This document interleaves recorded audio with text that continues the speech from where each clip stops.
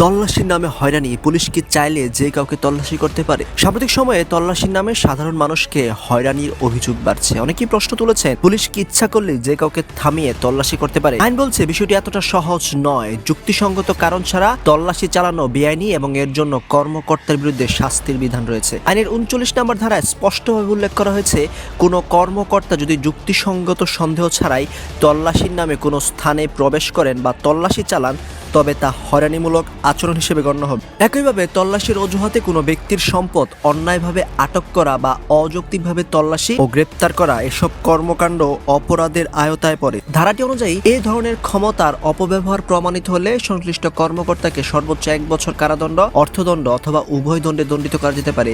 আইন বিশেষজ্ঞদের মতে এই বিধান সাধারণ নাগরিকদের অধিকার রক্ষায় গুরুত্বপূর্ণ ভূমিকা রাখে। তারা বলেন, তল্লাশি করার ক্ষমতা আছে মানে ইচ্ছে মতো ব্যবহার করা যাবে এমন নয়। প্রতিটি তল্লাশির পেছনে যুক্তিসঙ্গত সন্দেহ থাকা বাধ্যতামূলক। মানবাধিকার সংগঠনগুলো বলছে, তল্লাশি নামে হয়রানি বন্ধ আইন প্রয়োগকারী সংস্থার মধ্যে সচেতনতা ও জবাবদিহি বাড়ানো জরুরি।